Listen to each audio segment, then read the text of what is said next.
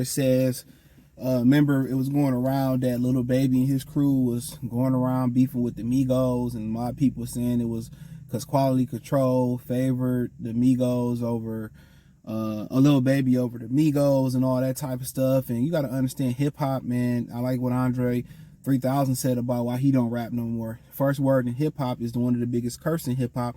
You got to be hip to be in hip hop, and being hip is being up to date, being being up to date on stuff.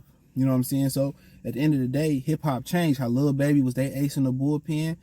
Now they done sold Quality Control, took some of that money, liquidated some of that money, put it in their pockets, put it in other business ventures, and people got mad when they sold Quality Control and we always selling our stuff to the man. Everybody got a price point. Don't forget that everybody got that's what people do. I mean, when you look into these guys that use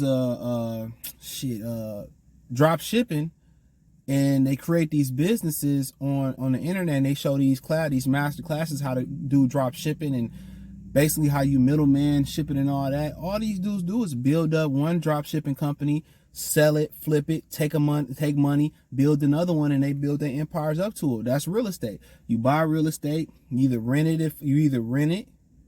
it out, then flip it, or you buy it, refurb it, flip it. You know what I'm saying? So that's just the way of the world. But, a lot of people start digging into the Quality Control issues. They were saying with Amigos using the same lawyers, Quality Control, and they favoring a little bit. They always going to favor the hotter artists. You know what I'm saying? And Fat Joe, he's talking about how, he used to go to, I forget what record label he said he was on, I think it was Atlantic. They had a big poster of him on Atlantic when he was hot. Then T.I. came out, then they took his poster down and put T.I. up there, and he basically asked for his release. They granted him his release, and I think he said he dropped the biggest record of his career and leaned back.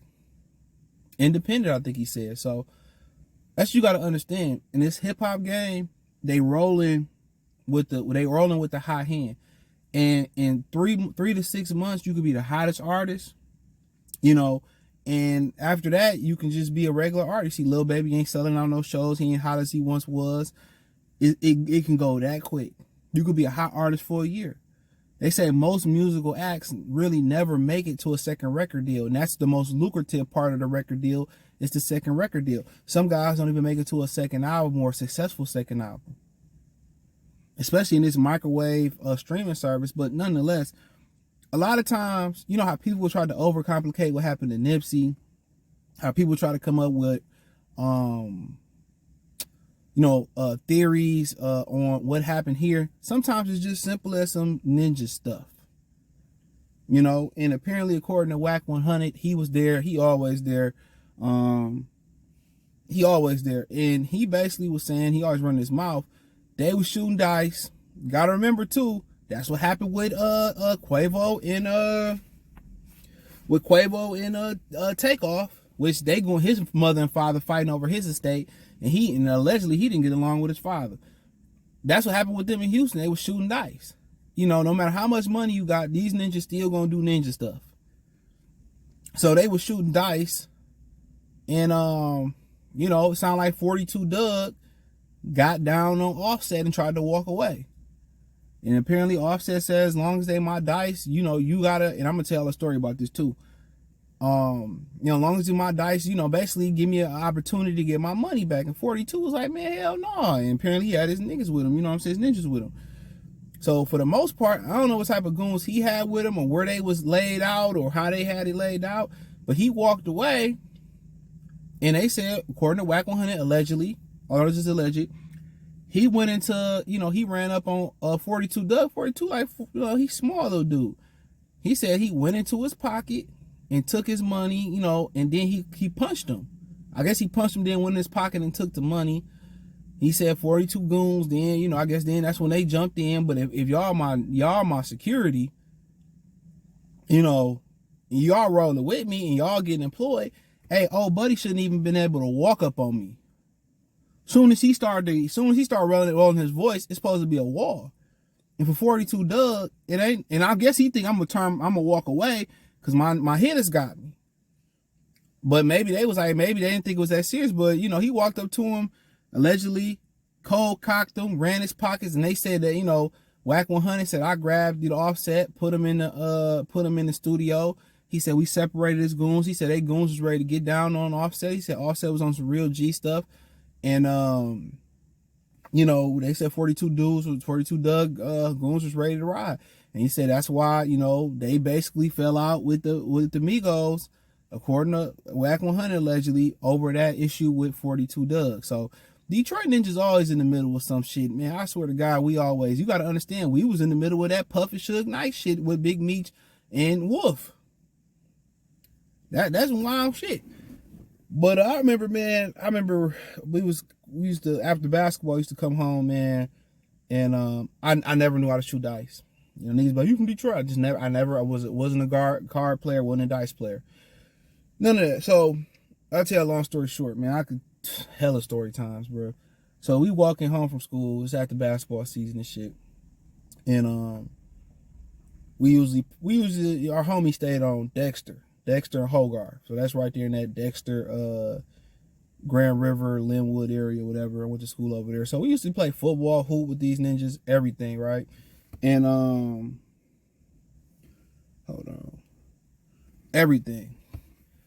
So apparently, man, I don't know who these ninjas, my boy, he went to go shoot dice with him. He said, I'm about to go shoot dice with him. I said, I'll sit here and wait on the bus. They went to go shoot dice. So he hammed their ass in the backyard. I already knew what time it was. So they went to go shoot dice. So he was like, he came back. He said, I had to pay them niggas to lead the dice game. Because he hammed their ass. So he gave them some bread so he can, you know, lead the dice game and come, you know, and leave where there wouldn't be no static. So 42 should have just been like, yeah, here you go. You crying over this? Here, take a little bit of your money back. So apparently that might be some type of dice hospitality or something like that. Y'all let me know in the comment section. I ain't much, you know, the only thing I was gambling on was Madden and maybe a little 2K back in the day. Or if we were shooting shots or playing one-on-one basketball. That's about it. You know, I ain't started like gambling at the casino till I was like in my late 20s. You know, I played slots for the first time, but my favorite thing to play when I go, because I don't gamble at, only one I like to gamble at is at Motor City and Greektown. Only ones you hit in Detroit. But the thing I play is roulette. That's just what I do. I play roulette. That's what I do. I'm on the roulette table. But other than that, not a gambler. But yeah, that's just what it is, bro. And you know, according to Wack 100, that's kind of how it went down. Just simple as some ninja stuff, you know.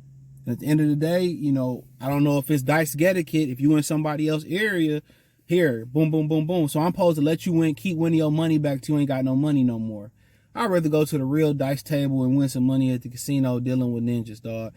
And it's simple. If this is true, as simple as this shit sounded, it spawned a whole beef. They was apparently jumping the Migos and shit at Baker Square and all these rumors coming out, and then they fell out with QC and them and over this. So like I said before, it is, I don't know how true it is, but that's what Wack 100 allegedly said that happened. He be saying a lot of shit, and you know, sometimes he be lying, but I don't know. But if that's what they fell out about, it is what it is. But hey, let me know what you girls and guys think. Hit the link tree. Find me on Twitter, Instagram, Spotify, Anchor, Cash App, Venmo, PayPal, Apple Podcasts, Google Podcasts, the whole nine. Find me on like Twitter, Cash App, Venmo. You want to support me, everything in the link tree. Check out my new channel, Free Game 89, FR33 Game 89. That link's in the link tree description. In addition to that, check out my Detroit channel, Motor Street Sports Talk. That link's in the link tree description as well too. Peace.